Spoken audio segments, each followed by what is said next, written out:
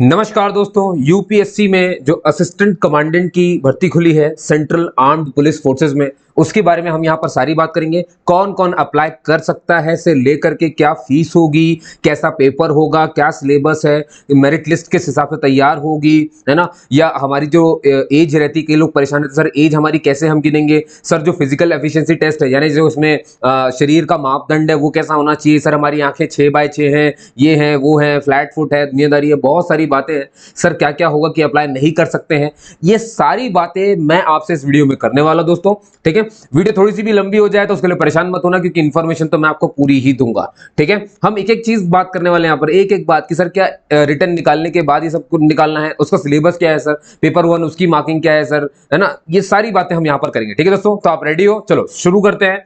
तो आप जैसा कि देख सकते हो यूपीएससी की वेबसाइट पे हूँ, और मैं आपको बता दूं कि ये जो नोटिफिकेशन आया था ये 20 तारीख को आया है, और आज जब मैं वीडियो बना रहा हूं तो ये 21 तारीख है। ठीक है, क्योंकि मैंने इसको पढ़ने में पूरा समय लगाया। आप देखोगे मैंने पूरा मार्क किया हुआ है इसको, पूरा मतलब आप देख रहे हो, पूरा मतलब जहां नहीं वहां हर जगह मार्किंग है इसकी। ठीक है, तो आपको परेशान की जरूरत नहीं है, आप बस सुनिए इसे ध्यान से। तो मैंने आपके लिए पूरा से पढ़ लिया है। इसकी ऑफिशियल वेबसाइट दोस्तों, आप सबको पता है कि यूपीएससी का ये एग्जाम है जिसमें कोई धांधली कभी नहीं हुई है आज तक, है ना। ये वही एग्जाम है। ठीक है, तो चलिए स्टार्ट करते हैं फटाफट से।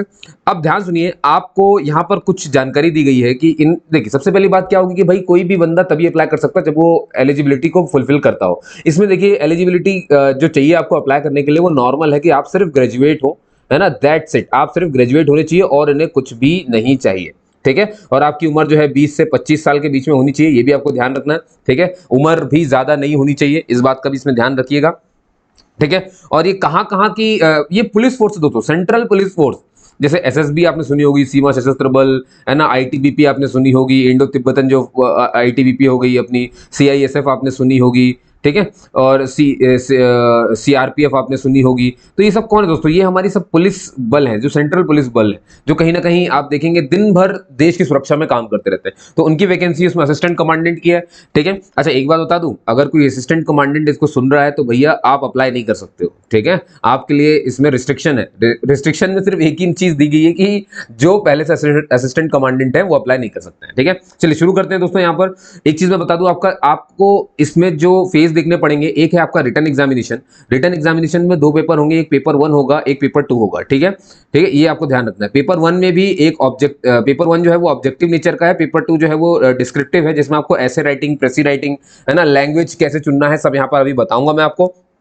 एक चीज मैं आपको बता दूं कि मेरिट जो आपकी तैयार होगी सिर्फ और सिर्फ आपके रिटन एग्जाम के बेसिस पर तैयार होगी, और किसी के बेसिस पर तैयार नहीं होगी। ठीक है, मेरिट जो तैयार होगी वो सिर्फ और सिर्फ रिटन के हिसाब से तैयार होगी, ये आपको ध्यान रखना है। ठीक है, अब कुछ चीजें आपको ध्यान रखनी है, जैसे बताऊंगा खैर धीरे धीरे। ठीक है, अब देखिए यहाँ पर एक लाइन लिखी हुई है कि मेयर इश्यू ऑफ एन, देखिए क्या होता है, ये लाइनें क्यों लिखी जाती हैं शुरू में।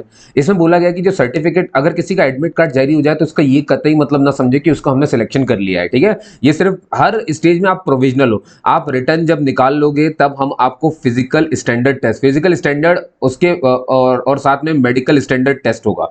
ठीक है, और इसके बाद होता है फिजिकल एफिशिएंसी टेस्ट। ठीक है, अच्छा फिजिकल स्टैंडर्ड का मतलब आपको मैं बता देता हूं। फिजिकल स्टैंडर्ड का क्या मतलब होता है, फिजिकल स्टैंडर्ड का मतलब होता है आपकी हाइट, चेस्ट, वेट।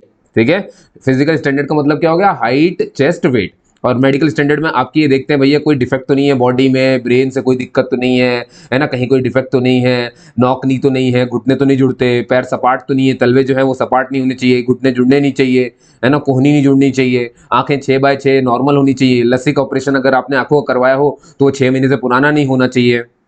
समझ गए सारी बातें। ठीक है, अच्छा एक बात याद रखिए, 200 रुपए की फीस देनी है, ये भी थोड़ा सा बता देता हूँ। 200 रुपए की फीस, और ये किसको देनी, सुन लो, सिर्फ लड़कों को देनी है। सिर्फ लड़कों को, किस कैटेगरी के लड़कों को, सर जनरल के कैटेगरी को देनी है, ओबीसी के कैटेगरी को देनी है, और ईडब्ल्यूएस इकोनॉमिक वीकर सेक्शन, ये जितने मैंने बोले ना इनमें सिर्फ लड़कों को देनी है। लड़कियों के लिए कोई फीस नहीं है ना, फीमेल के लिए कोई फीस नहीं रखी गई है, एससी के लिए कोई फीस नहीं है, एसटी के लिए कोई फीस नहीं है। क्या आप मेरी बात समझ गए। ठीक है, और ध्यान सुनिए, अगर कोई कहीं पर पहले से काम कर रहा है, किसी गवर्नमेंट सर्विस में है या कहीं पर भी है, या प्राइवेट में है या कहीं पर भी है, तो आप अगर कहीं पर भी काम कर रहे हैं तो आपको अपने एम्प्लॉयर से यानी अपने बॉस से एक एनओसी लेकर के आना पड़ेगा, नो ऑब्जेक्शन सर्टिफिकेट। ठीक है, ये तो दिखाना पड़ेगा तभी आप कर पाएंगे। और ये देखिए ध्यान सुनिए, रिटन एग्जाम में आपको कोई नहीं टोक रहा है। ठीक है। हालांकि एप्लीकेशन फॉर्म जब आप भरेंगे तो आप वहां पे शो करेंगे ना कि भाई आप यहाँ काम कर रहे हैं, वहां काम कर रहे हैं, तो जब ऐसा काम कर रहे हैं तो फिर आपको डॉक्यूमेंट भी अपलोड करना पड़ेगा एनओसी वाला। ठीक है, तो उसको थोड़ा सा ध्यान रखेंगे। यहाँ पर दो पार्ट में जो है ऑनलाइन एप्लीकेशन आपका रजिस्टर्ड होगा। ठीक है, आप समझ गए ना फीस किस किस को देनी है। तो अब मैं ये कह रहा था आपसे कि यहाँ पर ना एक एक चीज, जैसे रिटर्न निकलेगा तभी फिजिकल स्टैंडर्ड टेस्ट होगा आपका, है ना, हाइट वगैरह आपकी नापेंगे। जब ये हो जाएगा तब आपका मेडिकल स्टैंडर्ड टेस्ट कर देंगे, और जब आप ये दोनों क्वालिफाई कर लेंगे तब पहले रिटर्न होगा, तब ये होगा, और जब ये क्वालिफाई करोगे तब जाकर के आपका फिजिकल एफिशिएंसी टेस्ट। इसमें आपको बताएंगे कि भैया 100 मीटर कितने सेकंड में दौड़ लेना है, लड़कों के लिए लड़कियों के लिए अलग है। ठीक है, 800 मीटर, 100 मीटर और 800 मीटर दो ये दौड़वा रहे हैं। ठीक है, और लड़कों को शॉर्ट पुट भी करवाएंगे, लड़कियों के लिए शॉर्ट पुट नहीं है। ठीक है, चलिए ये आपको ध्यान रखना है। और ठीक है, और ये होने के बाद ये फिजिकल एफिशिएंसी टेस्ट के बाद क्या सर हो गया? नहीं, इसके बाद आपका इंटरव्यू होगा, यानी कि पर्सनल इंटरव्यू होगा। ठीक है, और पर्सनल इंटरव्यू आपका 150 नंबर का रखा गया है। और आपका जो रिटर्न एग्जाम है, रिटर्न एग्जाम में मैंने कहा ना 2 पेपर है, पेपर 1 और पेपर 2। ठीक है, तो पेपर 1 जो होगा वो आपका 200 मार्क्स का होगा, है ना, और जो पेपर 2 होगा वो 150 मार्क्स का होगा। ठीक है, ये आपको ध्यान रखना है। नहीं नहीं, पेपर 1 जो है वो 250 मार्क्स का है। रुको मैं भी क्लियर करूंगा आपको, चिंता मत करो, परेशान मत हो। क्या ना, इतनी सारी चीजें मैंने पढ़ ली कि हो जाता है कभी कभी। ठीक है, इतनी मतलब इतनी देर से मैं इसको पढ़ रहा हूँ, आप सोच सकते हैं। अच्छा, तो मैं ये आपसे ये कह रहा था, मुद्दे पे चलते, पहले पन्ने से चलेंगे शुरू के अंत तक, आप चिंता घबराना नहीं बीच में। ठीक है, सही जानकारी ही आपको दूंगा। अब देखिए, ओरिजिनल डॉक्यूमेंट्स आपके वेरीफाई होंगे, पता है आपको कब होंगे? ये तब होंगे आपके जब आप पहुंचेंगे वहां पर, रिटर्न एग्जाम निकाल लेंगे। जैसे रिटर्न निकाल लेंगे तो उसके लिए आपको कहां बुलाया जाएगा? अभी मैंने बताया आपको, फिजिकल स्टैंडर्ड टेस्ट के लिए आपको बुलाया जाएगा। तो उस समय आपका डॉक्यूमेंट वेरिफिकेशन होगा, इसलिए कोई भी गलत डॉक्यूमेंट मत देना, वरना आपको ये रिफ्यूज कर देंगे। मल्टीपल एप्लीकेशन नहीं भरने हैं, एक ही एप्लीकेशन भरने हैं। और सर प्रेफरेंस कब आएगी कि हम ये वाला बनना चाहते हैं, हम इसमें जाना चाहते हैं, या कहाँ जाना चाहते हैं ना, ये प्रेफरेंस कब आएगी? ठीक है, देखिए प्रेफरेंस आएगी, मतलब सर्विस की प्रेफरेंस होती है ना, जैसे यूपीएससी में आप देखोगे आईएएस आईपीएस क्या बनना है, तो ये प्रेफरेंस कब मिलती है? जब आप रिटर्न निकाल लेते हैं।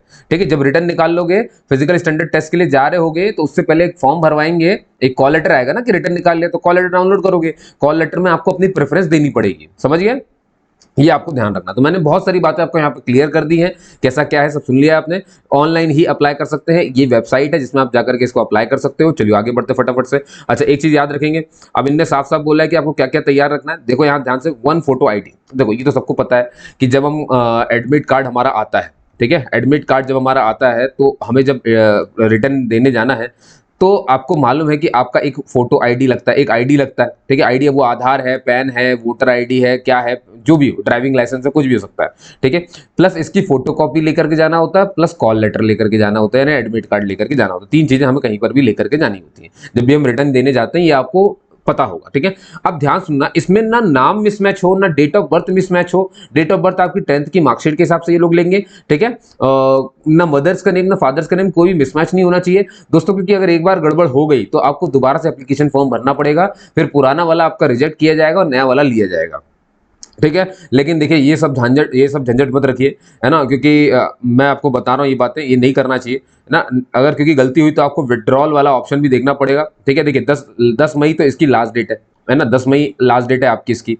लेकिन विड्रॉल वाला ऑप्शन कब से आएगा भाई? जैसे मान लो किसी को अगर फॉर्म नहीं भरना हो, वो अपने अटेम्प्ट बर्बाद नहीं करना चाहता है, तो वो क्या करेगा? विड्रॉल कर सकता है वो एप्लीकेशन को। मान लो उसने भरा लेकिन अब वो चाहता है विड्रॉल हो जाए, तो अब विड्रॉल कब होगा? 10 मई तक तो लास्ट डेट है, तो 23 मई से वो विंडो ओपन होगा, सॉरी 17 मई से। ये देखो विड्रॉल का जो विंडो है 17 मई से, यानी ठीक 7 दिन के बाद 17 मई से विंडो विड्रॉल का ओपन हो जाएगा और 23 मई तक चलेगा। मतलब इसमें आप अपने फॉर्म को विड्रॉल कर सकते हो, वापस ले सकते हो, मतलब रद्द कर सकते हो कि मैं नहीं देना चाहता पेपर। ठीक है, तो ये आपको ध्यान रखना है। कुछ डेट 10 मई लास्ट डेट है फॉर्म भरने की, और अगर चाहो तो बाद में आप विड्रॉल भी कर सकते हो। ठीक है, और जो आपका एडमिट कार्ड जारी होगा वो और मैं बता दूं आपको 7 अगस्त का आपका है भैया, 7 अगस्त को आपका रिटर्न होना है, याद रखिए। और दोनों पेपर एक ही दिन हो जाएंगे। ठीक है, एक चलेगा 10 से 12, पेपर 1 चलेगा 10 से 12 यानी 2 घंटे का है, और पेपर दूसरा चलेगा 2 से 5 यानी कि 3 घंटे का है। ठीक है, अब इसी में आपको निबंध लेखन वगैरह सब करवा लेंगे, तो ये आपको थोड़ा सा तैयार रहना है। जो मैंने आपको बताया, पहला पेपर 2 घंटे का, दूसरा पेपर 3 घंटे का। ठीक है, ये पूरा ऑब्जेक्टिव रहेगा। ऑब्जेक्टिव में आपको मालूम है कि ऑप्शन रहते हैं, उसको एक को टिक करना पड़ता है। निगेटिव मार्किंग रहेगी, निगेटिव मार्किंग 1/3 रहेगी। ठीक है, जिसे 0.33 कहते हैं अपन, 1/3 कट जाएगी, आपको ये पता रहना चाहिए, है ना। और डिस्क्रिप्टिव में आपको पता है कि लिखना है। और देखिए ध्यान सुनिए, अगर ऑब्जेक्टिव है सर कैसा ऑनलाइन टिक करना है, नहीं, ये ऑफलाइन पेपर है भैया। मतलब आप समझ रहे हो, आपको ओएमआर शीट मिलेगी, और ओएमआर शीट में आपको अपना रोल नंबर, बुकलेट नंबर, है ना, कौन सा सेट मिला, ABCD ये सब भरना पड़ता है। और ध्यान से सुन लीजिए, मैं बार बार बोल रहा हूँ, आप ओएमआर में सिर्फ और सिर्फ ब्लैक बॉल पेन का इस्तेमाल करेंगे, ना इंक पेन का इस्तेमाल करना, ना पेंसिल, ना कुछ। ब्लैक बॉल पेन आप सिर्फ इस्तेमाल करोगे। ये बात समझ में आ गई आपके? आपको सारी एंट्री अपने एग्जाम में अटेंडेंस लिस्ट जो आएगी उसमें भी ब्लैक पेन से ही करना, हर चीज ब्लैक बॉल पेन से ही होगी, कोई भी इंक पेन आप कहीं पर भी इस्तेमाल नहीं करोगे। ब्लैक बॉल पेन इसलिए रहेगा क्योंकि ये ओएमआर शीट है और ये स्कैन होगी कंप्यूटर के द्वारा, ठीक है? तो अच्छे से मार्क करना, और ऐसा आधा आधा ये जैसे गोला है ना, कई लोग ऐसे से मार्क कर देते हैं, ये नहीं, पूरा ऐसा भरा होना चाहिए, ठीक है? तो इत्मीनान से भरना, कोई जल्दी नहीं है। और ये सिर्फ पेपर 1 में होगा, पेपर 2 तो ऑब्जेक्टिव है, सब्जेक्टिव है, सॉरी सब्जेक्टिव है, तो मतलब आपको समझ गया ना, निबंध लिखना है तो बहुत सारे मिलेंगे पेपर वगैरह तो वहां पर, ठीक है? चलिए, आप उम्मीद करता हूँ कुछ कुछ समझ गए होंगे, ठीक है? तो और इंटरव्यू की जो आखिरी में इंटरव्यू होगा ना, इंटरव्यू के 150 नंबर है, समझ गए? लेकिन इंटरव्यू के 150 नंबर है, तो इसको थोड़ा सा ध्यान रखना है। चलो ठीक है, चलो, है ना? फिर बाकी भी मैं मेरिट वगैरह सब बताऊंगा आपको। चलिए, तो खैर मैंने सब कुछ बताया आपको। अच्छा, याद रखना, तो अपना एप्लीकेशन आपने प्रिंट कर लिया, सब कर लिया, ठीक है? और बस हो गया। यहाँ पर तो इतनी सी बात थी जो लिखी हुई थी, ठीक है? और कुछ है नहीं यहाँ पर, ठीक है? चलो भैया, बहुत बढ़िया सर, समझ गए इतनी बात अब, ठीक है? अब देखिए, फोर्थ पॉइंट यहाँ पे लिखा हुआ है, हम एक एक पॉइंट पे बात करेंगे। 3 वीक्स ये भी हमने बात कर ली भैया, है ना? और no admission certificate will be sent. अच्छा, सारे जो ये कहते हैं, जो आपको एडमिट कार्ड भेजे जाएंगे, ये कोई भी आपको ऐसे हार्ड कॉपी में नहीं भेजेंगे, कुछ भी पोस्ट के द्वारा नहीं आएगा, ध्यान से सुन लो, है ना? सिर्फ ईमेल हो सकता है, मैसेज के थ्रू आपको बताया जा सकता है, ठीक है, कि एडमिट कार्ड जारी हो गए हैं। फिर आपको क्या करना पड़ेगा? आपको अपनी साइट पे जाना है, आपको जो रजिस्ट्रेशन आईडी और पासवर्ड मिला होगा ना, जब आपने एप्लीकेशन फॉर्म भरा हुआ, उससे लॉगिन करना है, और एडमिट कार्ड रखा होगा उसको वहां से डाउनलोड करना है। और अगर आपको समझ में नहीं आता कैसे करते, तो आप ऑनलाइन जाकर के इस काम को कर सकते हैं, समझ गए? दूसरे से करवा लीजिए, पैसे देकर के 10 रुपए से निकल जाएगा उसमें, है ना? तो आपको परेशान होने की जरूरत नहीं है, ठीक है? नेगेटिव मार्किंग मैंने बता दी है, 1/3 लिखी है यहाँ पर, इन्होंने बता नहीं। ओएमआर शीट को आपको भरना है, देखो साफ साफ बोला है, डू नॉट यूज पेंसिल और इंक पेन, ठीक है? सिर्फ और सिर्फ ब्लैक बॉल पॉइंट पेन सिर्फ यूज करना है, कोई दूसरा कलर आप यूज नहीं करेंगे। ओएमआर शीट आपको भरनी पड़ेगी, आंसर शीट जिसे कहते हैं अपन, ठीक है? चलिए आगे चलते हैं यहाँ पर दोस्तों। और यहाँ पर देखिए, अगर कोई भी गलती आपने ओएमआर शीट में कर दी ना, तो समझ जाइए आपका रिजेक्शन पक्का है। इसलिए बहुत इत्मीनान से गोले भरना, कहां पर क्या लिखना है वो समझ लेना। एक यहाँ पर हिंट दी हुई है, मैं उसको समझाऊंगा आपको, ठीक है? चलिए आगे चलते हैं। अब देखिए, यहाँ पर कुछ स्पेशल इंस्ट्रक्शंस वगैरह बात की गई है कि कहाँ कहाँ कहाँ पढ़ना है। अच्छा, मान लो कोई भी आपको दिक्कत हो ना, कई लोग की दिक्कत होती है कि सर हमें समझ नहीं आता कहाँ जाए अगर हमसे कुछ गलती होगी तो, ठीक है? देखिए, एक तरीका है कि ये जो फोन नंबर लिखे हैं, फोन नंबर, ये फोन कब उठाएंगे? 10 से 5 के बीच में, है ना? वर्किंग टाइम होता है 10 से 5 के बीच में, टेलीफोन नंबर है। अगर ये नहीं लगे तो दूसरा लिखा हुआ है, ये नहीं लगे तो तीसरा लिखा हुआ है, ठीक है? आप दिल्ली का कोड 011 यहाँ पर लिखा ही हुआ है, ठीक है? इसमें डायल करके आप कुछ भी एप्लीकेशन से संबंधित, कोई भी आपने कैंडिडेचर से संबंधित, जैसे मान लो आपको लगता है कि सर मैंने ये किया, क्या मैं ये भर सकता हूँ? या सर मेरा जो है नॉक नहीं हो रहा है, जैसे मान लो कोई भी डाउट है, जैसे नॉक नहीं तो आप समझ गए, लेकिन कई जगह तो ऐसे कुछ वर्ड्स लिखे तो जो हमें समझ में नहीं आते, तो आप क्या करो, सीधे ये देखो ना, लिखा है ना, अगर आपको एप्लीकेशन में कोई डाउट है या अपने कैंडिडेचर को लेकर कोई डाउट है कि भाई मेरा सर मेडिकल में ये समस्या है, आपको सीधा फोन करना। दोस्तों मैं साफ बोल रहा हूँ, है ना? बिल्कुल परेशान मत होना, यूपीएससी बिल्कुल जवाब देती है, सीधे फोन घुमाना, आराम से सब कुछ अपना और देखो, जब फोन लगाओगे तो आपको क्या क्या बताना है बता दूंगा, है ना? आपको अपना रजिस्ट्रेशन नंबर बताना है, अपना नाम बताना है ना? ये कुछ कुछ चीजें बतानी पड़ती हैं, वो मैं बताऊंगा क्या क्या बताना पड़ता है, और फिर उसके बाद अपनी प्रॉब्लम बतानी पड़ती है, और उसके बाद ही आपका निराकरण कर देते हैं। समझ गए आप सभी के सभी? और यहाँ पर एक चीज लिखिए कि मोबाइल फोन वगैरह आप नहीं लेकर के जा सकते हैं, तो भैया मत लेकर के जाना, ठीक है? सॉरी। चलिए, अब यहाँ से आगे चलते हैं अपन। तो ये मैंने बता दिया आपको कि 7 अगस्त को जो है आपको दोस्तों, ये वो डेट है जब आपका रिटर्न एग्जाम होगा। और ये देखिए, ये है भैया, जो ये आप पढ़ते हो ना, सीए जो असिस्टेंट कमांडेंट, कहाँ कहाँ बन सकते हो? बीएसएफ में, बॉडी सिक्योरिटी फोर्स में बनेंगे, सेंट्रल रिजर्व सीएआरपीएफ मैंने बता ही दिया था बनते हैं, सेंट्रल इंडस्ट्रियल सिक्योरिटी फोर्स, जो बड़ी बड़ी इंडस्ट्री होती है ना, गेल भेल सेल, है ना, इनमें एनटीपीसी, इन सब में जो आपने पुलिस वाले देखे हैं जो बाहर गेट पर रहते हैं, 2 स्टार 3 स्टार, वो सीआई सब वाले होते हैं, ठीक है? इंडो तिब्बतन बॉर्डर होती है, इंडो तिब्बत की जो बॉर्डर, वहां पर आईटीबीपी और सीमा सशस्त्र बल वाले तो है ही है, ठीक है? और बस ठीक है दोस्तों, नंबर ऑफ वैकेंसीज, अब मैं आपको वैकेंसीज बताता हूँ। टोटल 253 वैकेंसीज हैं, इनको इस तरह से बांट दिया गया है, जिसमें बीएसएफ में अगर आपको जाना है तो 66 कमांडेंट की पोस्ट खाली है, सीआरपीएफ में 29 की, सीआईएसएफ में 62, आईटीबीपी की 14 और एसएसबी की 82, ठीक है? अच्छा, अब जो एक्स सर्विसमैन है, एक्स सर्विसमैन का मतलब आप सभी जानते होंगे, जो आर्मी, नेवी, एयर फोर्स, इनमें कहीं सर्विस कर चुके हैं, और अगर वो भी असिस्टेंट कमांडेंट बनना चाहते हैं, तो उनको देखो, इनको एक तो एक्स सर्विसमैन को 5 साल की छूट मिल जाती है, ठीक है? तो आप आराम से भर सकते हो, ठीक है? तो 5 साल की छूट आपके लिए है ही है ना? देखिए, एससी एसटी को भी 5 साल की छूट है ना? और ओबीसी को जो है 3 साल की छूट है, एक्स सर्विसमैन को 5 साल की छूट है। 5 साल से ज्यादा छूट इन्होंने किसी को दी ही नहीं है, ठीक है? हाँ, लेकिन क्यूमुलेटिव एज वाली छूट मिलती है, ठीक है? जैसे मान लो कोई एक्स सर्विसमैन हो और वो एससी या एसटी में आता हो, ठीक है। तो अब भाई एससी का 5 साल लग गया, एक्स सर्विसमैन का 5 साल लग गया, तो ऐसा कुछ मिल सकता है ना, क्योंकि क्यूमुलेटिव लिखा हुआ है, ठीक है। लेकिन फिर भी बोल रहा हूं ये चीजें क्योंकि डाउट है, देख रहे हो, इन चीजों को मैं भी आपको कंफर्म नहीं कर रहा हूं, लेकिन क्योंकि इन्होंने क्यूमुलेटिव लिखा हुआ है तो इस तरह से ये चीज लगती है। लेकिन आपको अपने मन से ही काम नहीं करना है, आपको कहीं भी डेट आए, कहीं दिक्कत है तो सामने वाले ने जब नंबर दिया है तो आपको लगाना है, ठीक है। चलिए बहुत बढ़िया। और देखिए कमेंट तो आपको करिए, है ना, जहां मुझे लगा कि मैं बता सकता हूं तो मैं आपको बता ही दूंगा, तो आपको परेशानी की जरूरत नहीं है। अब इसमें से 10% सीट जो है ना वो रिजर्व रख दी गई है एक्स सर्विसमैन के लिए, ठीक है। चलो भैया, अच्छा एक चीज यहां पर देख लीजिए, ESM if not available can not be filled up by any, can be filled by any category. इसका मतलब क्या है कि हमने एक्स सर्विसमैन के लिए 10% सीट तो रखी है, लेकिन मान लो कि अगर एक्स सर्विसमैन उतने नहीं हो पाए जितने सीट खाली है, तो फिर हम क्या करेंगे, ये सारी सीटें हम किसी दूसरी कैटेगरी में डाल देंगे, है ना, तो वो दूसरे इससे भर दिए जाएंगे। बस इतनी सी बात यहाँ पे लिखी है। चले आगे चले, बहुत बढ़िया साहब, ठीक है। और ये कुछ सेंटर है दोस्तों जहां पर आप सेंटर ले सकते हो। और देखो चॉइस ऑफ सेंटर जो है आपको ऐसा है कि फर्स्ट कम फर्स्ट सर्व वाला मामला है, ठीक है। यहाँ पे देखो फर्स्ट अप्लाई, पहले अप्लाई करो, पहले अलॉट करो अपना सेंटर, उस बेसिस पे रहेगा, ठीक है। अब यहाँ पे लिखा है candidate admitted to the examination will be informed of the time table and place. अब देखो एडमिट कार्ड में ही आपको टाइम टेबल की जानकारी दे दी जाएगी, प्लेस की जानकारी दे दी जाएगी, सब जानकारी दी जाएगी आपके एडमिट कार्ड में, ठीक है। नो रिक्वेस्ट ऑफ, एक बार आपने सेंटर भर दिया तो चेंज नहीं होगा, फिर मालूम है ना दूसरा एप्लीकेशन भरो। लेकिन याद रखिए मल्टीपल एप्लीकेशन मत भरिए, किसी भी हालत में मत भरिए। देखिए दोस्तों इसीलिए मैं नोटिफिकेशन पूरा पढ़ रहा हूं ताकि आप गलती नहीं करें, वरना मेरे वीडियो बनाने का मतलब ही क्या है अगर आप कोई भी गलती करने वाले हैं तो, ठीक है। चलिए बहुत बढ़िया। रिजर्वेशन जो है जो SC ST वाले हैं, जो OBC वाले हैं, इकोनॉमिक वीकर सेक्शन वाले हैं, उनको तो मिलेगी मिलेगी, ठीक है। जैसा उनको मिलती है वो हमेशा उनकी वैकेंसी वैसी रहेगी, ठीक है, उसमें सेव है। अब मैं एक बात बताता हूं आपको कि जो OBC सर्टिफिकेट वाले, देखो इकोनॉमिकली वीकर सेक्शन वाले, देखिए जितने भी लोग रिजर्वेशन का फायदा उठाएंगे, चाहे वो SC के हो, चाहे वो ST के हो, चाहे वो OBC के नॉन क्रीमी लेयर हो, आपको पता है कि जहां पर भी OBC लिखा रहता है उसमें किसको रिजर्वेशन मिलता है। OBC के 2 लेयर होते हैं, एक होता है क्रीमी लेयर, एक होता है नॉन क्रीमी लेयर, ठीक है। इनमें अंतर क्या होता है सर, OBC का ऐसा परिवार जिसकी सालाना आय 8 लाख रुपए से कम होती है उसे नॉन क्रीमी लेयर कहते हैं, जिसकी सालाना आय पूरे परिवार की मिलाकर के 8 लाख से ऊपर होती है उसे क्रीमी लेयर कहते हैं। तो बनी बात है, आरक्षण किसको मिलेगा, क्रीमी लेयर को नहीं मिलता। जहां पर भी OBC लिखा रहता है वो सिर्फ नॉन क्रीमी लेयर के लिए होता है। तो अगर ये एक तरह का आरक्षण है तो आरक्षण के लिए एक सर्टिफिकेट होता है। तो जो गवर्नमेंट ऑफ इंडिया का जो फॉर्मेट है ना सर्टिफिकेट का, उसमें आपको प्रमाणित होना चाहिए। मैं बार बार बोल रहा हूं उस पर ही प्रमाणित होना चाहिए, ठीक है। और किस डेट का होना चाहिए ध्यान से देख लो, 2021-22 का अगर आपके पास है तो चल जाएगा, 2020-21 का तो चल जाएगा, 2019-20 का तो चल जाएगा, इसके पहले का है तो नहीं चलेगा क्योंकि डेट इन्होंने सामने लिख दी है। और यही चीज मैं आपको बता रहा हूं इकोनॉमिक वीकर सेक्शन के लिए। इकोनॉमिक वीकर सेक्शन कौन होते हैं सर, जनरल कैटेगरी वाले होते हैं। जनरल कैटेगरी का ऐसा परिवार जिसकी सालाना आय 8 लाख रुपए से कम होती है उसे इकोनॉमिकली वीकर सेक्शन कहा जाता है। तो ये भी एक तरह का आरक्षण है। और अगर एक तरह का आरक्षण है तो फिर से एक सर्टिफिकेट दिखाना पड़ेगा। इनके सर्टिफिकेट का नाम होता है इनकम एंड एसेट सर्टिफिकेट, है ना, आय और संपत्ति सर्टिफिकेट होता है। ये अगेन गवर्नमेंट ऑफ इंडिया के फॉर्मेट पे होना चाहिए। तो डेट आपको ध्यान रखनी है, जो मैंने सामने लिखी है उस हिसाब से होगा। SC को अपना सर्टिफिकेट दिखाना है, ST को अपना दिखाना है, ठीक है, सबके अपने पे रहेंगे। अगर कोई सर्विस कर रहा है तो उसे NOC दिखाना है, नो ऑब्जेक्शन सर्टिफिकेट, समझ गए ना, अपने एम्प्लॉयर से साइन करके। और अगर NOC नहीं मिली है तो फिर आप इंटरव्यू और रिटन टेस्ट तो दे लोगे, रिटन टेस्ट तो दे लोगे, लेकिन रिटन टेस्ट के बाद जब आप वहां पहुंचोगे फिजिकल स्टैंडर्ड टेस्ट के लिए, और अगर आप NOC नहीं दे पाओगे तो फिर आपको ये नहीं जाने देंगे अंदर, क्योंकि वहां तो डॉक्यूमेंट वेरिफिकेशन होगा, ठीक है।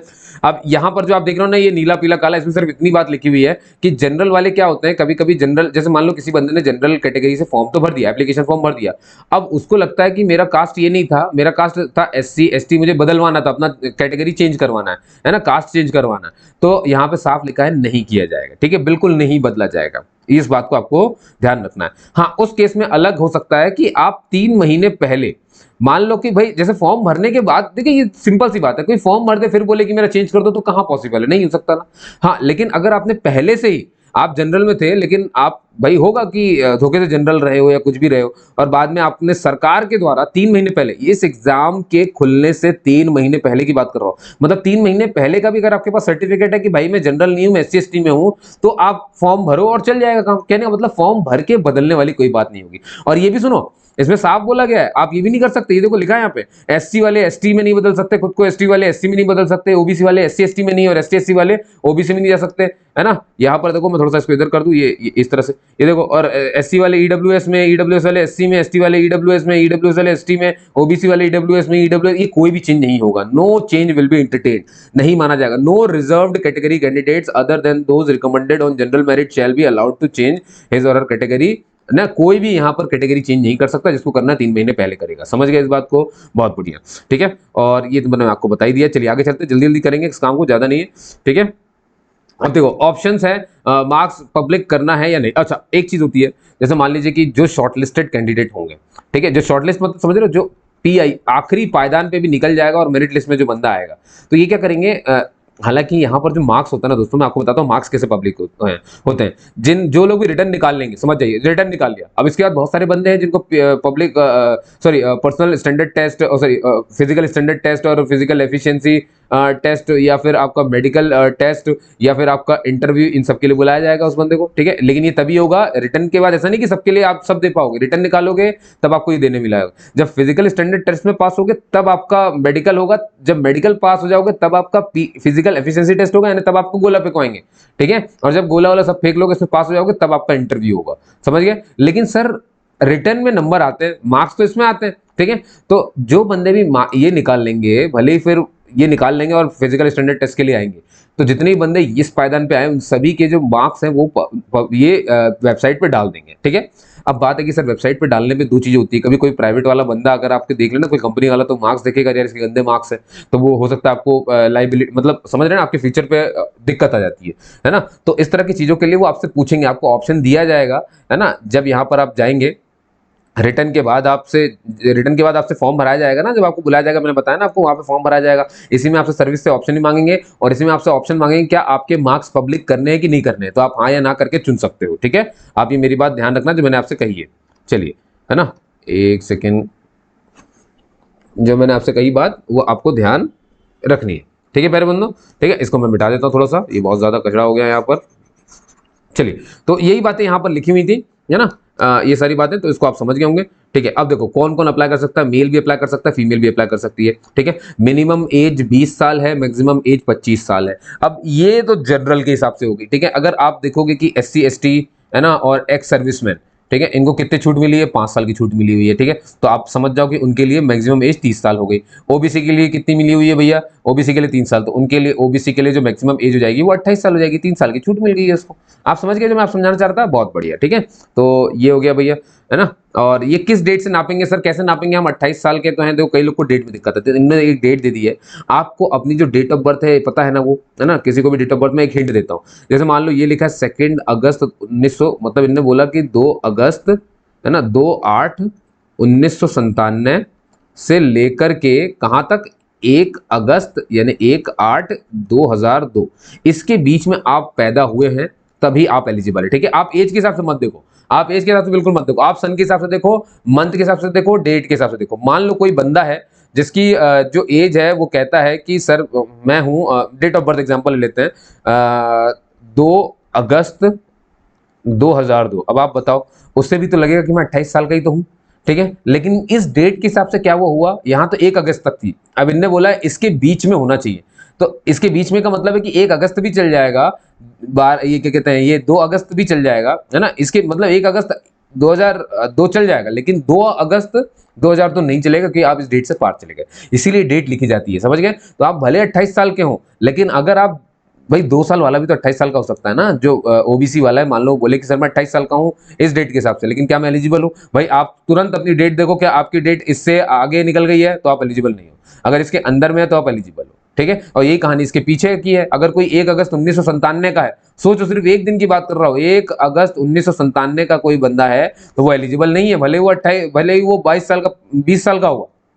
आप समझ गए ना मेरी बात, बस आपको ये समझाना था कि आपको इसमें डेट ऑफ बर्थ के हिसाब से अपना काम करना है और कुछ नहीं, ठीक है। चलिए दोस्तों आगे चलते हैं यहाँ पर। और ये जो मैंने आपको बता ही दिया कि भैया जो डेट ऑफ बर्थ रहेगी वो आपके मैट्रिकुलेशन यानी 10वीं की मार्कशीट को हिसाब से देख करके चलेंगे। चलिए आगे चलते हैं यहाँ पर, ठीक है। और कोई भी अगर एरर आपने जानबूझ के की है तो वो नहीं मानी जाएगी। हाँ, अगर कोई गलती से एरर हो गई तो आप नया एप्लीकेशन फॉर्म डाल सकते हो, ठीक है, उसके लिए। अच्छा, अब एक चीज यहाँ पर बहुत ध्यान से सुनना, ठीक है। अब जो मैं बताने वाला हूँ, आप जब भी फोन करें तो ये सब आपको बताना है, ठीक है। नेम एंड ईयर, है ना, क्या चला गया, ठीक है। ये कब की है दोस्तों, जैसे मान लो कि आप चेंज करना चाहते हैं, विड्रॉ करना चाहते हैं, ना। अगर आप विड्रॉ करना चाहते हैं अपने फॉर्म को तो ये सब बताना पड़ेगा, name and year of examination कौन सा था, ठीक है, रजिस्ट्रेशन आईडी, है ना, रोल नंबर। ये जब कैंसिल करने वाली बात आ जाए जो मैंने बताया था ना, तो ये सब बताना पड़ता है। Name of candidate in full and block letter होगा, कंप्लीट पोस्टल एड्रेस आपको डालना पड़ेगा, valid and active email ID देनी पड़ेगी, ठीक है, ये सब आपको करना पड़ेगा। आप समझ गए मेरी बात, चलिए बहुत बढ़िया। अब देखिए बैचलर डिग्री बस चाहिए होती है ना। अब जो पासिंग बच्चे हैं वो भी इसके लिए अप्लाई कर सकते हैं, लेकिन आपको पता है कि बस ज्वाइनिंग से पहले आपको अपनी जो डिग्री है वो दिखानी पड़ेगी, है ना, वो ला करके देनी पड़ेगी, बस इतनी सी बात होती है और कुछ नहीं। ठीक है। नहीं नहीं नहीं सॉरी, ज्वाइनिंग के समय नहीं। तो जो भी लोग अभी अपियरिंग है, लास्ट सेमेस्टर में है ना, तो उनके लिए ऐसा बोला कि passing request examination should be dated earlier than due date closing date. इसका मतलब ये है कि ये जब क्लोज हो रही है एप्लीकेशन 10 मई, है ना, तो इससे पहले की डेट की आपकी डिग्री बननी चाहिए। क्या समझ गए मेरी बात? ठीक है, यानी कि आपकी 9 मई की बन जाए डिग्री, ठीक है, लेकिन ऐसा ना हो कि आपकी डिग्री की डेट बहुत आगे हो, ये नहीं चलेगा। मई के 10 मई के पहले के डेट से डिग्री बन जानी चाहिए, है ना, यानी एग्जामिनेशन आपने पास कर लिया हो। ठीक है, request examination should be dated earlier than this. समझ गया ना मेरी बात? चलिए बहुत बढ़िया। ठीक है। और ये तो मैंने बता दिया था कि जो सीए जो पहले से असिस्टेंट कमांडेंट है वो लोग इसमें अप्लाई नहीं कर सकते, वही यहाँ पर बात लिखी है। ठीक है, इसको हटा दो आगे बात। अब देखो फिजिकल स्टैंडर्ड की मैं बात करूँ आपसे। अब फिजिकल स्टैंडर्ड जो है हमें अपेंडिक्स 5 में देखने को मिलेगा, और जो एनसीसी और ये सर्टिफिकेट वाले हैं, है ना, ये डिजायरेबल क्वालिफिकेशन है, इनको इंटरव्यू में प्रेफरेंस मिलेगी। तो अगर आपके पास है तो ठीक है। और ये 200 रुपये मैंने आपको बता दिया है कि कौन कौन भर सकता है कि नहीं, ऑनलाइन भर सकते हो, ऑफलाइन भर सकते हो, सारी सुविधाएं यहाँ पर दी गई हैं। ठीक है, और ये फीस वाली बात थी पूरी की पूरी। और देखिए फीस जो है वो रिफंडेड नहीं होगी, ये आपको ध्यान रखना है। चलिए आगे बढ़ जाते हैं। ठीक है, और एनओसी वाला मैंने बता ही दिया आपको कि जो सर्विस में है उनको एनओसी दिखानी पड़ती है। ठीक है, और मैंने बता दिया रिटर्न एग्जाम होगा, फिर आपका फिजिकल स्टैंडर्ड टेस्ट होगा। फिजिकल स्टैंडर्ड हाइट चेस्ट ये सब नापेंगे, मेडिकल हो जाएगा आपका, जिसमें आपकी आंखें वगैरह सब बीमारी वगैरह जांचेंगे। जब फिजिकल स्टैंडर्ड निकाल लोगे तब मेडिकल स्टैंडर्ड टेस्ट होगा। जब ये निकाल लोगे तो आपका फिजिकल एफिशिएंसी टेस्ट, यानी गोला फेंकेंगे दौड़वाएंगे तब आपसे, और जब ये निकाल लोगे तब आपका इंटरव्यू होगा, और इसके बाद आखिरी में मेरिट लिस्ट बन जाएगी। ठीक है, तो ये सब यहाँ पर बातें पूरी लिखी हुई हैं। ठीक है, और ये सब यहाँ पे ये लिखा है कि कुछ भी इररेलेवेंट, कुछ भी गलत सलत मत करना। ये सब 10 मई आखिरी डेट बता दिया। एडमिट कार्ड 3 हफ्ते पहले आएगा, ये भी बता चुका हूँ मैं आपको। ठीक है, और अब देखो for downloading the e admission certificate, यानी एडमिट कार्ड को डाउनलोड करने के लिए कैंडिडेट मस्ट हैव देखो वाइटल पैरामीटर्स डाउनलोड करना है तो बनी बात है क्या चाहिए, रजिस्ट्रेशन आईडी चाहिए, date of birth, roll number चाहिए ना। क्या होता है कि जब आप लॉगिन करने के लिए अंदर जाओगे तो रजिस्ट्रेशन डाल दिया, लेकिन मान लो पासवर्ड याद नहीं है, इसीलिए डेट ऑफ बर्थ से भी काम चल जाता है ना। डेट ऑफ बर्थ डाल दो तो भी निकल जाता है, रोल नंबर है तो रोल नंबर भी डाल दो। ठीक है, और मान लो if a candidate does not, अगर मान लो किसी ने एडमिट कार्ड रिसीव नहीं हुआ तो वो इस नंबर पर कॉन्टेक्ट करके अपनी क्वेरी को बोले कि सर 3 हफ्ते पहले आपने बोला था एडमिट कार्ड आने, लेकिन मेरे को एडमिट कार्ड नहीं मिले, तो आपने यहाँ पे शिकायत कर दी। ठीक है, और मान लो कभी कभी तो ऐसा होता है कि शिकायत वहां नहीं पहुंची, है ना, या कई लोग क्या करते हैं पोस्ट करते हैं, है ना, आप जाकर के भी शिकायत कर सकते हो, ये भी सुन लो ध्यान से। ठीक है, अगर आप दिल्ली में ही हो, आसपास में हो, तो आप जाकर ही कर लो, कोई दिक्कत नहीं, वहां पहुंच जाओ तो कर दो आप। ठीक है, वरना आप मेल भी कर सकते हैं, हार्ड कॉपी भेज सकते हैं, कंप्लेंट भेज सकते हैं कि सर ऐसा नहीं हुआ है। ठीक है, और अगर मान लो कंप्लेंट लेटर ही नहीं पहुंचा तो आप जिम्मेदार हैं। ठीक है, तो आप जिम्मेदार हैं भाई, मतलब आपको सही से देना चाहिए। और मान लो कंप्लेंट लेटर पहुंच गया और इन्होंने आपको इन्फॉर्म किया, आपके मेल आईडी पे भेज दिया और आपने मेल ही सही नहीं दिया है, तो भी आप रिस्पॉन्सिबल, समझ गए? तो मेल आईडी नंबर सही करना, वरना ये आपको छोड़ेंगे। डॉक्यूमेंट्स चेक होंगे, लेकिन रिटर्न क्वालिफाई करने के बाद। देखो ये पॉइंट मैंने लिखा है ना, क्योंकि यहाँ पर यही सारी चीजें लिखी हैं। ठीक है, देखो मैंने आपके लिए बहुत मेहनत की दोस्तों, आप समझ रहे हो एक एक शब्द पढ़ना कितनी बड़ी बात होती है, और इन शब्दों को पढ़ करके एक निष्कर्ष मैं निकाल देता हूँ यहाँ पर, तो आपको पूरा टाइम बच जाता है, वरना आप नहीं पढ़ोगे, मुझे मालूम है ना। तो ये काम मैं आपके लिए कर रहा हूँ दोस्तों, यही काम है मेरा, यही काम है मेरा कि मैं आपके लिए इस चीज को पढ़ रहा होता हूँ। ठीक है, बहुत हल्का पेन ले लिया मैंने, थोड़ा सा डार्क पेन ले लूँ मैं जरा, ये दिखेगा आपको? नहीं ये नहीं चाहिए मुझे, मुझे चाहिए रेड ही चाहिए। ठीक है चलो, है ना, रेडी रखते हैं। तो आप समझ गया ना। तो डॉक्यूमेंट चेक कब होंगे? जब आप रिटर्न क्वालिफाई कर लेंगे उसके बाद आपके डॉक्यूमेंट चेक होंगे। ठीक है, अब चलो यहाँ पर आ जाओ। ऑल कम्युनिकेशन टू द, अब देखो अपना क्या क्या है, कॉन्टेक्ट करें तो ये बताना या भेजना जरूरी है। अब आप चाहे मेल कर रहे हो तो भी आपको ये सब बताना पड़ेगा कि name and year of the examination, कौन से ईयर में एग्जाम दे रहे हो, रजिस्ट्रेशन आईडी दे देना, रोल नंबर दे देना, अपना पूरा नाम लिख देना, है ना, complete postal address as given in the application, है ना, एप्लीकेशन में जो भी आपने एड्रेस डाला होगा वो डाल देना, वैलिड ईमेल आईडी डाल देना बस, और फिर अपनी जो भी कंप्लेंट है वो लिख देना कि सर मेरी ये कंप्लेंट है, ये दुनियादारी। और अगर आप फोन भी कर रहे हो, है ना, तो भी उनको बता दो कि सर मैं इस पेपर को देने वाला हूँ, मेरा रजिस्ट्रेशन नंबर ये है, मेरा रोल नंबर ये है, मेरा पूरा नाम ये है, मैं यहाँ रहता हूँ और ये मेरी मेल आईडी है। उसके बाद अपनी चीज़ें बता दो कि सर मैं फॉर्म में मेरे को ये दिक्कत आ रही है, सर मेडिकल में मेरा ऐसा ऐसा है, क्या मैं ये फॉर्म भर सकता हूँ? सारे क्वेश्चन आप वहाँ पे पूछ सकते हो, तो आप परेशान मत हो। ठीक है, और सर्विस एलोकेशन मैंने बता दिया कि प्रेफरेंस आपको कब मिलेगी भैया, प्रेफरेंस मिलेगी फिजिकल मेडिकल ये जो इसके पहले, है ना, यानी कि जैसे मान लो किसी ने रिटर्न निकाल लिया, ठीक है, तो अब उसमें क्या है कि सर्विस की भी पूछी जाएगी, और मालूम है ना कि आपसे भाई आपके मार्क्स को पब्लिक करना है नहीं करना है वो भी ऑप्शन आपसे पूछा जाएगा। ठीक है। तो बहुत सारी बातें होती हैं, लेकिन रिटर्न निकालने के बाद एक फॉर्म भरने के लिए बोला जाएगा आपसे, ठीक है। भाई रिटर्न निकाल लोगे, पास हो गए, लेकिन अगर फिजिकल स्टैंडर्ड टेस्ट के लिए जाना है तो कुछ एडमिट कार्ड तो डाउनलोड करना पड़ेगा ना। तो उससे पहले एक फॉर्म भरवाएंगे आपसे, उस फॉर्म में आपसे सब पूछ लेंगे, सर्विस बताइए, कहाँ कहाँ नौकरी करेंगे, दुनियादारी कैसे कैसे दुनिया, सब कुछ है, ठीक है। और ये सब बताया गया कि कहाँ क्या है, ठीक है। तो अपेंडिक्स 1 यहाँ से शुरू होता है दोस्तों, बहुत ध्यान सुनना है आपको। रिटन एग्जामिनेशन मैंने जैसे कहा 7 अगस्त को पेपर है आपका, तो आपको ध्यान रखना है, ठीक है। पेपर 1 आपका 250 मार्क्स का है, ठीक है, ये रहा। पेपर 2 आपका जो है वो 200 मार्क्स का है। पेपर 1 सुबह 10 से 12 होगा, पेपर 2 आपका 2 से 5 बजे तक होगा, 3 घंटे। पेपर 1 जो है पूरा ऑब्जेक्टिव है, पेपर 2 जो है पूरा सब्जेक्टिव है, ठीक है। फिर इंटरव्यू में सीधे मार्क्स हैं, बाकी physical standard, physical efficiency test, इनके कोई मार्क्स नहीं है, सीधे इंटरव्यू के मार्क्स है 150 नंबर, ठीक है। चलिए बहुत बढ़िया। और अभी मैं सिलेबस भी बताऊंगा आपको क्या क्या आपको करना है। और there will be minimum qualifying marks separately. अच्छा देखो, मैं एक चीज बता दूं आपको कि पेपर, ये जो रिटर्न वाला है, पेपर वाला मामला, पेपर 1 जो निकाल लेंगे उन्हीं का पेपर 2 चेक होगा, ये भी मैं बता दूं। पहले पेपर 1 चेक होगा, यहाँ पे देखो साफ साफ लिखा, paper 1 will be evaluated first, evaluation of paper 2 will be done तभी होगा जब candidate who obtain minimum qualifying marks in paper 1, मतलब मिनिमम नंबर अगर आप ले आओगे, कुछ क्वालिफाइंग मार्क्स रखे इन्होंने, अगर पेपर 1 आपने निकाल लिया तभी आपके पेपर 2 निकाल चेक किए जाएंगे, वरना चेक नहीं करेंगे। अब दोस्तों मैं बताता हूँ फिजिकल स्टैंडर्ड के बारे में हम बाद में पढ़ेंगे, है ना। हालांकि जैसे ही रिटर्न निकलेगा, पेपर 1 निकला तो पेपर 2 चेक होगा, दोनों पास हो जाओगे तो आपको फिजिकल स्टैंडर्ड टेस्ट के लिए बुलाया जाएगा। फिजिकल स्टैंडर्ड टेस्ट अलग चीज है क्योंकि इसमें नाप जोक होती है। फिर मेडिकल स्टैंडर्ड टेस्ट होगा, ये मेडिकल यानी बीमारी वगैरह पता लगाएगा। इसके बाद जब पास कर लेंगे तो क्या होता है, फिजिकल एफिशिएंसी टेस्ट। तो सर जब ऐसा था तो आप हमें सीधे फिजिकल एफिशिएंसी टेस्ट क्यों बता रहे हो रिटर्न के बाद, पहले हमें फिजिकल स्टैंडर्ड टेस्ट बताओ ना।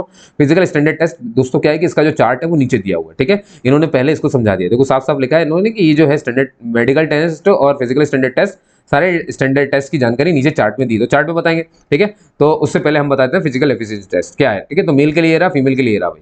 16 सेकंड में लड़कों को 100 मीटर दौड़नी है और लड़कियों को 18 सेकंड में 100 मीटर दौड़नी है।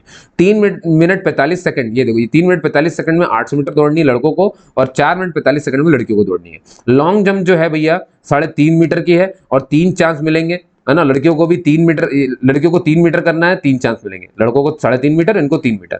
और लड़कों को भैया शॉर्ट पुट फेंकना है, और ये 7.5 किलोग्राम लगभग 7.26 किलोग्राम का गोला रहेगा, उसको 4.5 मीटर तक फेंकना है आपको। लड़कियों को ये काम दिया। तो ये है फिजिकल एफिशिएंसी टेस्ट, समझ गए आप सभी के सभी। अब इसमें देखिए प्रेग्नेंट वुमेन के लिए बहुत प्यारी बात कही है। इनने कहा है कि मान लो कि कोई लड़की ऐसी हो जो रिटर्न निकाल ले, ठीक है, रिटर्न निकाल ले उसका, लेकिन रिटर्न निकालने के दौरान या मतलब एग्जाम के दौरान हमें ये मालूम चलता है कि वो प्रेग्नेंट है, 12 हफ्ते की प्रेग्नेंट है, ठीक है।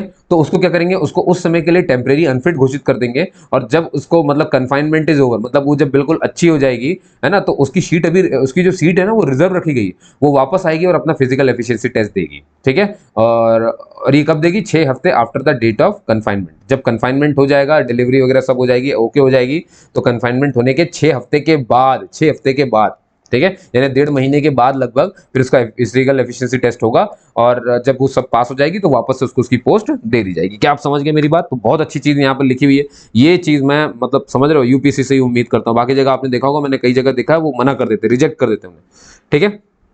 और यहाँ पे लिखा है जो रिटर्न निकाल लेंगे वो फिजिकल में जाएंगे, फिजिकल स्टैंडर्ड टेस्ट देंगे, फिजिकल निकालने वाले भाई फिर फिजिकल और मेडिकल निकालने वाले फिर पीईटी देंगे, पीईटी निकालने वाले जो है अगर क्वालिफाई कर लेंगे तो उनको इंटरव्यू देना पड़ेगा, ठीक है। मेडिकल वगैरह सब उसमें इंक्लूड है। चलिए साहब आगे चलते हैं यहाँ पर, है ना। और इंटरव्यू मैंने आपको बता दिया है 150 मार्क्स का है, तो याद रखिए, है ना। पेपर 1 ये आपका 250 का है, पेपर 2 200 का है, और इंटरव्यू 150 का है। क्या ये क्लियर हो गया आपको? चलिए बहुत बढ़िया, ठीक है। अब मेरिट जो बनेगी किसके हिसाब से बनेगी? मेरिट दोस्तों ना फिजिकल स्टैंडर्ड टेस्ट पे डिपेंड करती है, ना मेडिकल स्टैंडर्ड टेस्ट पे डिपेंड करती है, लेकिन ये पास तो होना पड़ेगा। लेकिन मेरिट बनती किससे? और फिजिकल जो आपका एफिशिएंसी टेस्ट है, गोला फेंक वगैरह, इससे कुछ लेना देना नहीं है। मेरिट बनेगी आपके रिटन एग्जाम में, पेपर 1 पेपर 2 में कितने नंबर ले आए, ठीक है, और आपके इंटरव्यू में कितने नंबर लाए, ठीक है। यानी कि आप समझ जाओ कि ये देखो ये 450, ठीक है, और ये 50 500 600 नंबर है रिटर्न और इंटरव्यू मिला के, 600 में से आपको मेरिट बनेगी आपकी, ठीक है। ये आप समझ गए होगे मेरी बात, बहुत बढ़िया। अब मैं बात कर लेता हूं दोस्तों कि देखो पेपर वन तो पूरा ऑब्जेक्टिव टाइप का है, पेपर 2 को जो है ना 2 हिस्सों में बांट दिया इन्होंने, ठीक है। एक में आपका होगा ऐसे राइटिंग, ठीक है। अच्छा, निबंध लेखन दो माध्यम में हो सकता है दोस्तों, इंग्लिश में भी आप कर सकते हैं, हिंदी में भी कर सकते हैं। और इस बारे में भी आपसे ये जो ऐसे राइटिंग है ना, ये पहले फॉर्म में आपको, एप्लीकेशन फॉर्म में आपसे पूछा जाएगा कि आप ऐसे राइटिंग किसमें करना चाहते हैं, ध्यान रखिए, ठीक है। लेकिन आप सुनो ध्यान से, तो ऐसे राइटिंग हो गया, ऐसे राइटिंग आपकी 80 नंबर की है, ठीक है। ये 80 नंबर की है। सुन रहे हो ना आप, 80 नंबर की है। अब इसके बाद का जो पेपर है जिसमें आपको प्रेसी राइटिंग लिखनी है, कॉम्प्रहेंशन करना है, ये सब कुछ इंग्लिश में रहेगा। ठीक है, सिर्फ निबंध के लिए चॉइस मिलेगी, बाकी तो आप चाहे हिंदी मीडियम को चाहे इंग्लिश मीडियम को, बाकी आपको इंग्लिश में ही लिखना है, ये आपको ध्यान रखना है। चलिए अब देखिए मैं बता देता हूँ आपको कि पेपर 1 में क्या आएगा, जनरल एबिलिटी एंड इंटेलिजेंस आएगा, है ना। इसमें आपको जनरल मेंटल एबिलिटी है, लॉजिकल रीजनिंग, क्वांटिटेटिव एप्टीट्यूड, ये सब रहता है। जनरल साइंस है जिसमें बायोलॉजिकली, बायोटेक्नोलॉजी, इन्वायरमेंटल साइंस, है ना, और इससे कुछ क्वेश्चंस आएंगे। करंट इवेंट रहेंगे ही रहेंगे, बनी बात है, आपको बिजनेस, ग्लोबलाइजेशन और सबके literature, arts, music, culture, history, geography, सब कुछ रहेगा उसमें। और इंडियन पॉलिटी तो आपको मालूम है, हिस्ट्री ऑफ इंडिया पूरी दे के ही रखी है, इंडियन एंड ज्योग्राफी थोड़ी सी पढ़नी पड़ेगी। और ये रहा दोस्तों ना पेपर 2 का, जो मैं कह रहा था आपसे, निबंध होगा 80 मार्क्स का। ठीक है, क्योंकि पेपर 2 आपका 200 मार्क्स का है, आपको पता है ना। पेपर 1 250 का है, पेपर 2 200 का है, तो 200 में से 80 मार्क्स निबंध के। निबंध या तो आप हिंदी में लिखेंगे या तो आप इंग्लिश में लिखेंगे, बार बार बोल रहा हूँ मैं सर, लेकिन जो लैंग्वेज की चॉइस है वो सिर्फ ऐसे में ही है। अब इसका पेपर 2 का जो पार्ट बी है ना, पेपर 2 का पार्ट ए पार्ट बी, ये 200 नंबर के पेपर को इन्होंने 2 हिस्सों में बांट दिया। 80 नंबर का ये कर दिया, 120 नंबर का पार्ट बी कर दिया। ठीक है, तो पार्ट ए में आपको निबंध लिखना होता है जो 80 नंबर का होता है। निबंध आपके टॉपिक देख लीजिए, या तो मॉडर्न इंडियन हिस्ट्री में आ जाएगा, फ्रीडम स्ट्रगल में आ सकता है, geography, polity, economy, knowledge and security of human rights, मतलब मानव से अधिकार के जुड़े एनालिटिकल, इससे कुछ भी निबंध आ सकता है। ठीक है, तो अपने हिसाब से उसको देखना है आपको, है ना। और कॉम्प्रहेंशन, अब 120 जो पार्ट बी होगा उसमें कॉम्प्रहेंशन पैसेज हो गया आपका। ठीक है, आपका प्रेसी राइटिंग हो गई, डेवलपिंग काउंटर आर्ग्यूमेंट्स हो गए, सिंपल ग्रामर आपसे पूछ ली जाएगी, तो ये सब नॉर्मल नॉर्मल बातें। चलिए साहब आगे चलते हैं अब धीरे से, है ना। अब यहाँ पर देखिए instructions of the candidates filling online application. अब इसमें ऑनलाइन एप्लीकेशन में बताया गया कि भैया 2 फेज में आपको भरना है, पार्ट 1 रजिस्ट्रेशन, पार्ट 2 रजिस्ट्रेशन, 200 रुपए की फीस लगेगी। फोटोग्राफ और सिग्नेचर आपको ध्यान रखना है कि आप जेपीजी फॉर्मेट में रखेंगे उसको, पहली बात तो जेपीजी में होना चाहिए, और 300 केबी से मतलब 20 केबी से लेकर के 300 केबी के साइज में होना चाहिए, है ना। इससे कम नहीं चलेगी फोटो की साइज, इससे ज्यादा नहीं चलेगी, और यही सिग्नेचर के लिए भी है। चलो आगे चलते हैं दोस्तों। और एप्लीकेशन फॉर्म 20 अप्रैल यानी कल से शुरू हो चुके हैं, आज 21 अप्रैल है जब मैं वीडियो बना रहा हूँ, और 10 मई तक आप भर सकते हैं। और जब विड्रॉ करना हो तो आपको पता है वो डेट भी आपको दी गई है, कौन सी है, 17 मई से लेकर के 23 मई तक आप विड्रॉ कर सकते हैं। चलिए भाई बहुत आगे आगे चलते हैं। विड्रॉल ये वाली डेट लिखी हुई है, आप समझ गए होंगे मेरी बात। चलिए अब यहाँ पे आ जाते हैं स्पेशल इंस्ट्रक्शन। अब ये देखो ब्लैक बॉल पेन मैंने साफ साफ लिख के रखा है, मतलब सिर्फ काला वाला ही यूज करना और कुछ नहीं। मोबाइल फोन वगैरह कुछ भी लेकर के मत जाना, बंद भी नहीं चलेगा। ठीक है, निगेटिव मार्किंग है 1/3 की, मैंने बता दी है। ब्लैक बॉल पेन चलेगा, बस ये भी पता चल गया आपको, है ना। चलिए आगे चलते हैं, और आगे चलते हैं अब सीधे सीधे। और अब देखिए यहाँ पर आंसर शीट पर्टिकुलर्स मैं बता रहा हूँ, ब्लैक बॉल पेन बार बार लिखा है। ठीक है, राइट इन, आपके सेंटर का नाम ब्लैक पेन में लिखना है, सब्जेक्ट ब्लैक पेन में लिखना है, टेस्ट बुकलेट सीरीज मिलेगी वो भी लिखना है ना, ब्रैकेट में लिखना है उस चीज को। सब्जेक्ट कोड होता है वो भी लिखना पड़ता है, रोल नंबर भी लिखना है। देखो क्या क्या लिखना है, इसे पता कर लो। सेंटर है, सब्जेक्ट है, बुकलेट सीरीज है, मालूम है ना, जो पेपर आएगा उसकी सीरीज है ये, है ना। और सब्जेक्ट का कोड है, कोड कुछ होता है, रोल नंबर आपको तो लिखना पड़ता है ना। और क्या होता है भैया, और आपका बुकलेट सीरीज हो जाती है, ABCD कौन सा सेट मिला वो हो गया भैया। तो रोल नंबर सब कुछ आपको ब्लैक पेन से लिखना है। ठीक है, और याद रखिए जहां पर भी आप रोल नंबर ऐसे ऐसे भरेंगे, मैं भी दिखाऊंगा आपको, उसके नीचे ऐसे गोले गोले रहते हैं। ठीक है, तो अब एक है तो एक पे काला कर देना, 0 लिखा हुआ है तो 0 पे काला कर देना, समझ गए। तो ऐसे पूरा भरना पड़ता है। चलिए आगे चलते हैं। ठीक है, और ये देखो एंट्रीज इन स्कैनेबल अटेंडेंस, एक अटेंडेंस लिस्ट आएगी, उसमें आपको भरना पड़ेगा अपना क्या है, ब्लैक इन द सर्कल। ठीक है, सर्कल ब्लैक इन कर दो, है ना। सर्कल को ऐसे गोला गोला करना पड़ेगा, देखो देखा ना, सर्कल को ब्लैक करो, है ना। अंडर द कॉलम प्रेजेंट या एब्सेंट, अगर आप प्रेजेंट हैं तो उस कॉलम में देखो प्रेजेंट और एब्सेंट करके ऐसे 2 गोले बने होंगे। प्रेजेंट है तो प्रेजेंट में गोला कर देना, एब्सेंट है तो एब्सेंट में गोला कर देना। ठीक है, black in the relevant circle. अब देखो टेस्ट बुकलेट सीरीज है, तो जहां पर भी आप टेस्ट बुकलेट सीरीज लिखोगे उसके नीचे भी गोले रहेंगे, तो फिर उनको भी जो नंबर यहाँ पर लिखे हुए हैं, जैसे 3 तो तीसरे गोले पे कर दोगे, 5 तो ये ऐसे, ये 1 2 3 4 और ये 5, फिर यहाँ पे गोले कर देना, समझ गया ना।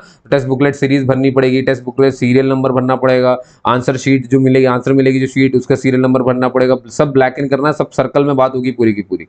ठीक है, not allowed to leave the, और एग्जाम खत्म होने से पहले नहीं जा सकते हो। Answer sheet are to be evaluated on machine, तो इसलिए सही से भरना और ब्लैक से ही भरना। और ये रहा दोस्तों, यहाँ पे दिख रहा है, ये देखो इस तरह से लिखा मिलेगा केंद्र और सेंटर, तो यहाँ पर आपको इसके नीचे केंद्र लिखना है। कैसे लिखना मैं यहाँ पे बताता हूँ। ठीक है, ये देखो यहाँ पे लिखा है, देखो केंद्र और सेंटर है, तो एक बार हिंदी में एक बार इंग्लिश में लिखा हुआ है। तो केंद्र और सेंटर, जैसे कि किसी का दिल्ली है, विषय या सब्जेक्ट क्या है, किसी का जनरल एबिलिटी है, विषय कोड क्या है, तो वो यहाँ पर लिख दिया उसने, है ना, subject code.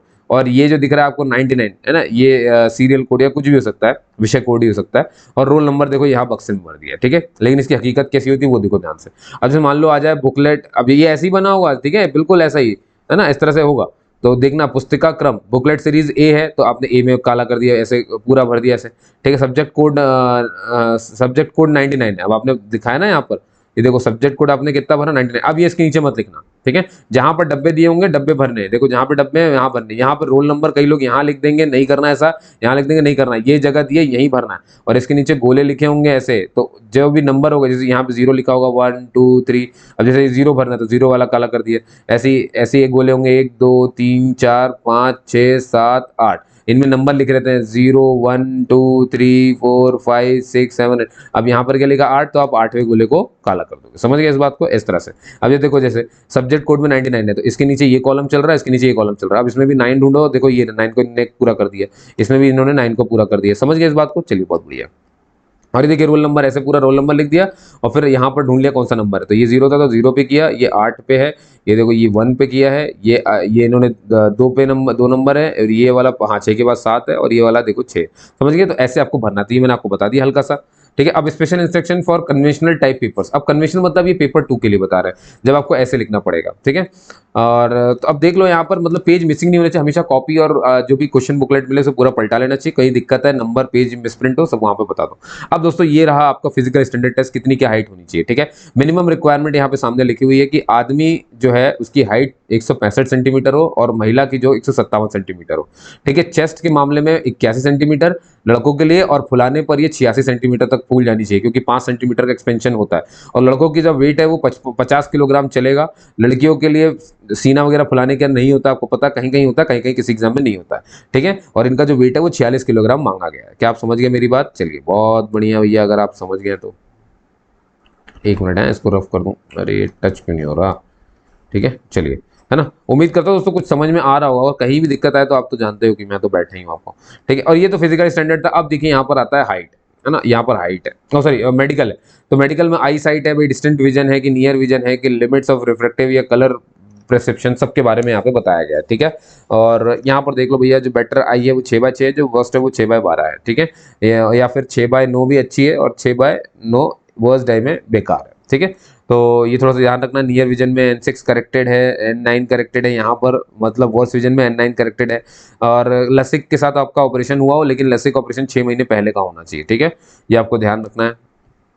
लसिक surgery correction is permitted subject to the prescribed criteria as follow. Age 18 से 35, मतलब 18 से 35 साल के लोगों का हो सकता है। एक्सियल लेंथ 21 से 26 mm, कॉर्नियल थिकनेस इतने माइक्रोन, और प्री लसिक 6, है ना। चलिए समझ गया। तो मैं ये कह रहा हूँ, जैसे मेडिकल से रिलेटेड कोई भी दिक्कत हो ना, तो आपको मैंने जो दिल्ली का नंबर दिया, आप वहाँ पे तुरंत फोन कर देना, ठीक है, आपने सब कुछ बता देना।